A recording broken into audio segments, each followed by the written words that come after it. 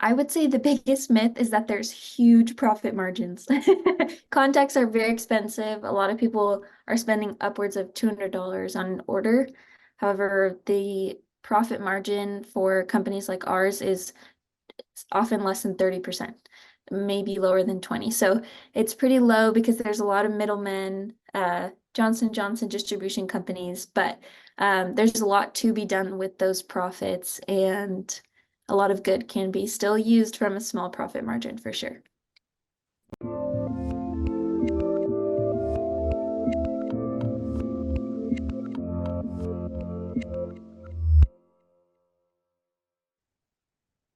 Hey everyone, this is Devin Miller here with another episode of The Inventive Expert.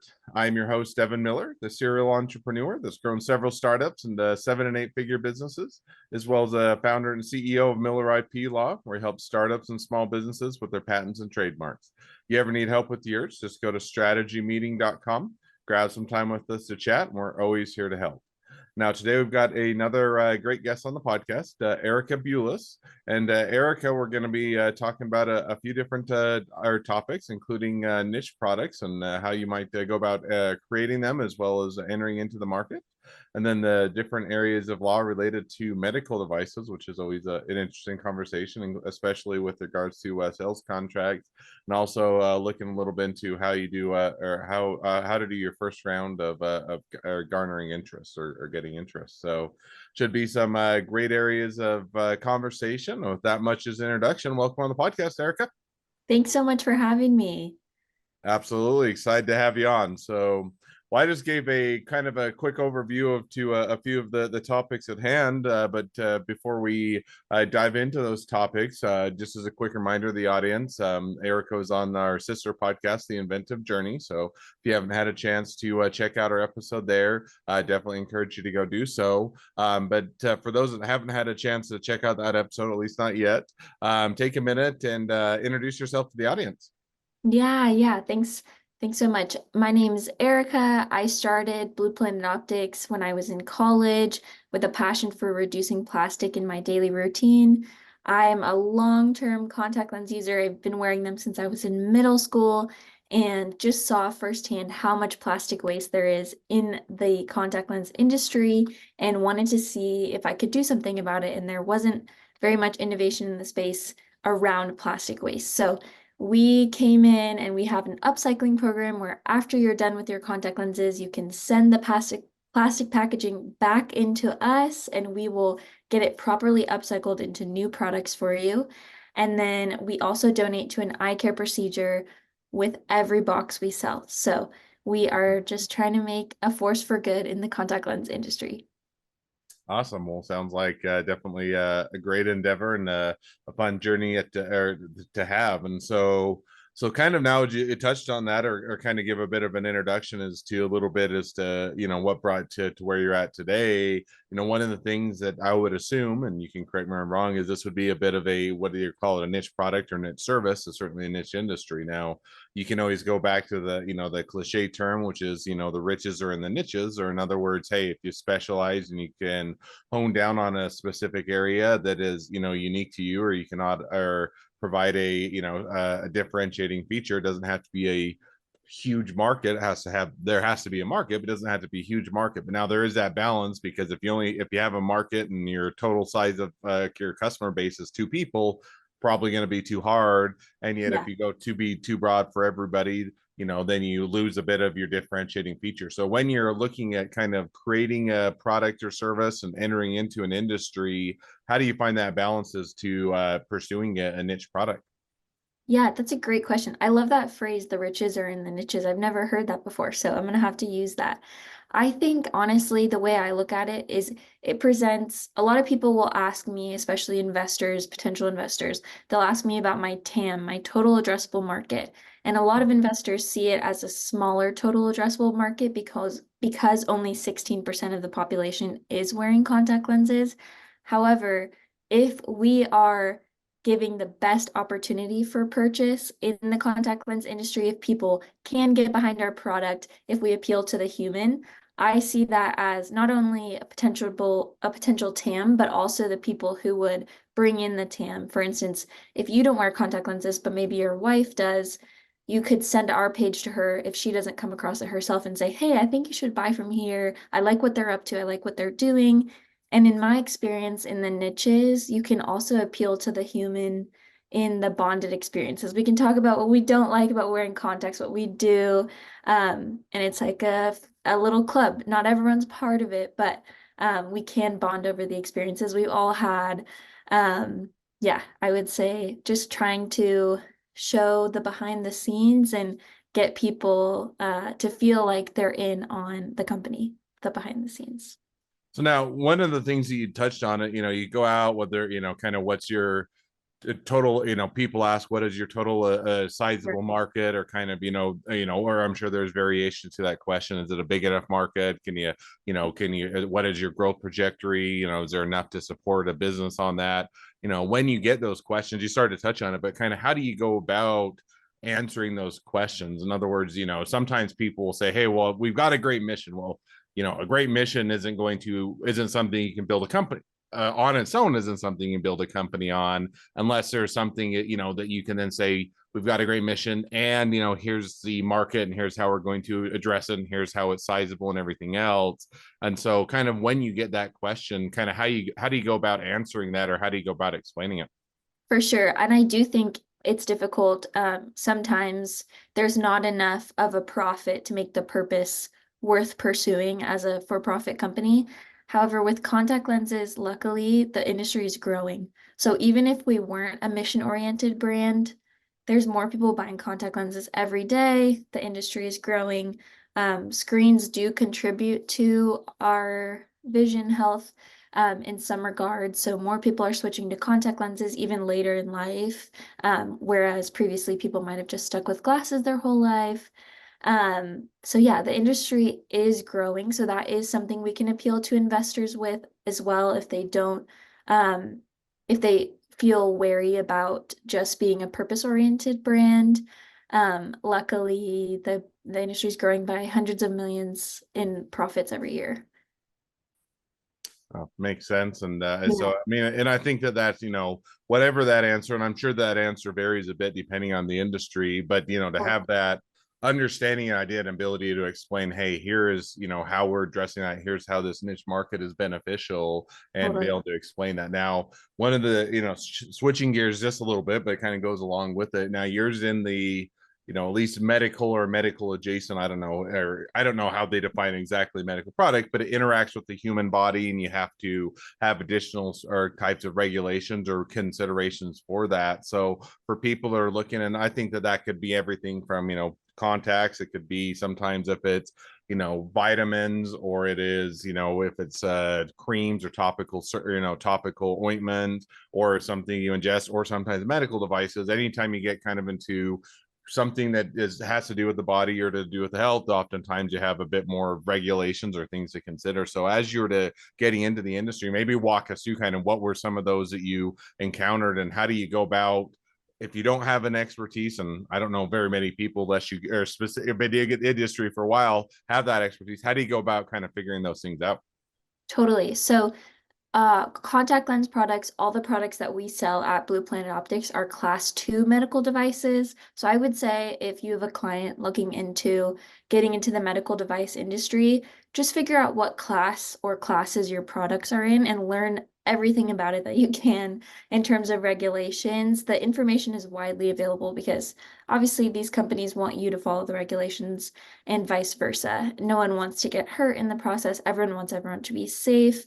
And then, so with class 2 medical devices, the main thing that you have to focus on is a valid prescription. So, the eye doctor is the first area of precaution. The user goes into the eye doctor, gets their prescription for contact lenses, make sure their eyes are healthy, and those are valid usually between 1 and 2 years. Most people's prescriptions last a year.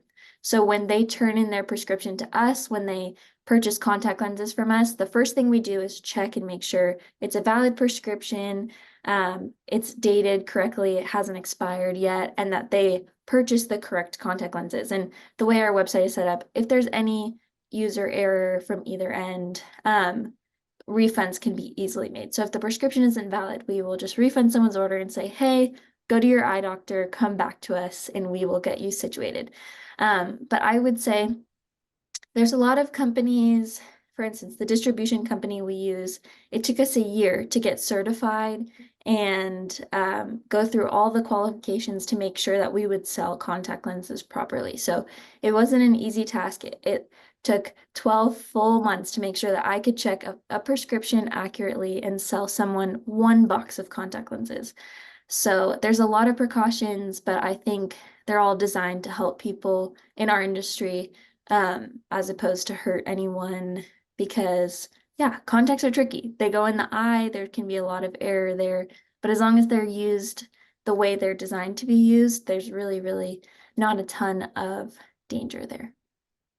So now, no, and I think that makes sense now, or kind of following up on that. So when you said 12 months, figuring things out, having to, I'm sure going back and forth and getting some guidance now, was that something that you would, you'd recommend, hey, go out and find the expert or the person that can direct you through that? Or is it one where, hey, you're just going to have to work your way through the process, or you need to become an expert yourself, or, some combination of that? Or how do you go about? Because I mean, I think that at a broader level, you get into an industry that maybe you don't have the background experience, right out of the chute, you can be, it takes time to figure things out, and there's a number of ways to tackle it. So how did you go about, kind of, was that one where you just went to the local library, you went online, you went and talked with somebody that's in the industry that could give you guidance, all the above, or kind of how did you figure that out over that 12-month period? Yeah, so I started out on Google and then couldn't find the specific information I needed. I wanted to know, so basically when you sign up to sell contact lenses, you go to the big distribution companies. There's about four in the United States that you filter because Johnson and Johnson, those kind of companies that are selling contact lenses, they're massive, right? They need to funnel through someone else. So you're basically appealing to the distribution company, and occasionally you'll talk to company reps. So you might talk to a Johnson and Johnson rep or whoever if they want additional certification from you. So I hopped on a couple Zoom meetings and they made sure that I was legit, right? But to answer your question about how I specifically did it, I had to show the distribution company reps that I could get a prescription from you and make sure I read it accurately, no matter how it was written, because all eye doctors write them a little differently, and then sell you the proper contact lenses. And to do so, I actually just called competitors. I called competitor companies that are already established, pulled the student card and said, hey, I'm a student, I'm doing research. How would you go about? And I would just give them the different case scenarios that they had given me and talk to managers at competing companies. Yeah, so that's how I did it. And it was really helpful because yeah, it was really helpful because they're doing the same thing that we're doing and got my certification and here we are. No, I think that makes sense. And I think that, student card is always a nice one to pull, in the sense that people are Totally. generally, even more willing to give up their Yeah. time, or to, to help a student out, or to help them as they're getting started. But I even think, to a degree, even if, you find yourself that, hey, I'm not a student, or I'm graduated, or I'm starting a business or side hustle, most of the time, unless you're a direct competitor and you say, hey, how do I go about, knocking off your Right. business, people are probably going to say, well, I'm not going to give you Right.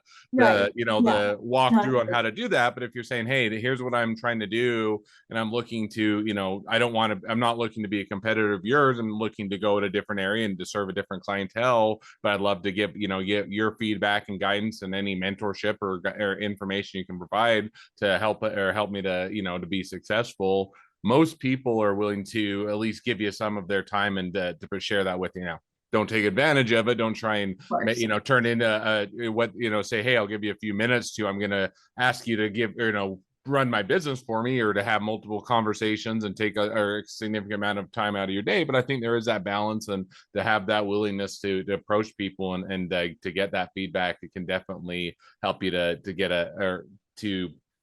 Right. to get traction early on. Totally. I think, yeah, there's definitely a balance there. It was just about asking about prescriptions. I wasn't asking for any inside company information. So they were very willing to share. There was no roadblocks. They were a little surprised that I was asking. They were like, what project are you doing? But Otherwise, it was really helpful. And yeah, so I would definitely recommend if you're a student, just call, do your research, pull the student card when you can, when it's appropriate, because people are really willing to help, even just advice wise as well. No, I think that's definitely some great advice and takeaways. So now, one of the other things that we'd also talked a little bit about beforehand is, as you're getting a business going, you're going out and you're trying to, I don't know, drum up interest, or trying to get traction, or trying to, whether it's find your initial customers, you're trying to find investors, you're trying to find other people that will contribute, trying to get that initial round of interest into the business, is a hurdle that oftentimes, first of all, I think people, when you get to that point after you have the idea and maybe do a little bit of homework, that's where a lot of times you tend to lose people tend to stop at that point or not continue forward, because it's a hard thing to do, to go out and find that interest and to get that traction and to actually get what you've taken as from the concept or prototype or idea stage to that next step. So kind of as you're doing that first round, how do you go about doing that? Any thoughts or any insight on that? Yeah, I think luckily in our case, we didn't have to raise money for inventory because it's a per sale basis. So we don't spend money on the contact lenses until we get an order in. So luckily we didn't have to raise a lot of capital inventory wise. For everything else, we bootstrapped it as long as possible. We, once we started investing in SEO and things like that, we did have to take out some loans. So we're in the process of working with a capital partnership company helping us get our investment decks and things ready to raise our first round of angel investment. So as we speak, literally this month is the first month we're starting to pitch and things like that. So I'm excited to see how it goes. I think it'll be a great, um, a great idea to, what am I trying to say? Basically, I think investors will like what we're bringing to the table, the subscription model, the profit and purpose behind it. I think it'll go well. I'm excited to see who we can get onto our team for sure. No, I think that makes sense. And so, kind of now taking your kind of journey and a bit of your experience when you're doing that first round, kind of what were some of the steps you did, or what, and maybe what are some of the things you thought you did well or figured out or you got lucky on, and or you thought was things that you would avoid, but kind of what were some of those initial steps that you took as you were going out and also drumming up interest? For sure. I think you'll always make mistakes. So I wouldn't be too afraid of that, but I was really, really scrupulous in not spending money anywhere. So just doing things as cheaply as humanly possible in regards to the company. So I think, yeah, just that would be my advice to founders when you're starting out. If you have an idea, just do it as cheaply as possible. Use YouTube University for as much as you can. Of course, put out quality things. Bring on people who will help you when you can, when it's necessary, if you have the budget. Um, Asking for help is huge, right? But I would say we were just so scrupulous in the beginning about not spending money that it really, really helped us up until the point when we started to invest. So invest in SEO and things like that for sure. Awesome. So, well, awesome. Well, we're already reaching towards the end of the episode, and it feels like we just scratched the surface. So we'll have to have you back on, and I'm sure dive into different areas of the business and learn more about how you guys got the business going and where it's headed. But for at least for today's episode, as we do start to wrap towards the end of the episode, I always like to wrap up with one question. So we're going to jump to that now, which would be, within your industry, what is the biggest myth and why is it wrong? Oh, that's a good question. I would say the biggest myth is that there's huge profit margins. Contacts are very expensive. A lot of people are spending upwards of $200 on an order.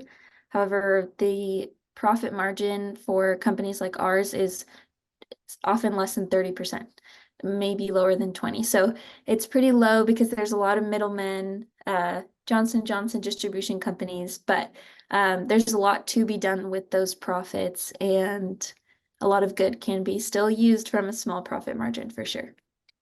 Awesome. Well, I think that's Yeah. definitely a great myth to dispel, but also a great item to learn from. So, Yeah, for sure. Awesome. Well, now as we do wrap towards the end of the episode, if people want to reach out to you, they want to be a customer, they want to be a client, they want to be an employee, they want to be an investor, they want to be your next best friend, any or all of the above, what's the best way to reach out to you, contact you, find out more? Yeah, reach out to me, Erica Buyalos on LinkedIn. Let me know you came from this podcast, so you stand out in my messages. I'd love to chat with you. My email is available on my LinkedIn information. Any questions you have, any thoughts you have, opinions, I would love to hear them. So go ahead and reach out. Awesome. Well, definitely encourage people to reach out, support a great business, and if nothing else, make a new best friend. So, with that, thank you again, Erica, for coming on the podcast. It's been a fun. It's been a pleasure. Now, for all of you other listeners that are out there, if you have your own journey to share and you'd like to be a guest on the podcast or our newly launched webinar series, feel free to go to inventiveunicorn.com. Apply to be on either show. Also, to help us to reach even more startups and small businesses, to help them along their journey, make sure to click share, subscribe, and leave us a review. And along that note, if along your journey you ever need help with patents or trademarks or anything else with your startup or your small business, just go to strategymeeting.com, grab some time with us to chat. We're always here to help. Well, thank you again, Erica, for coming on the podcast, and wish the next leg of your journey even better than the last. Thank you.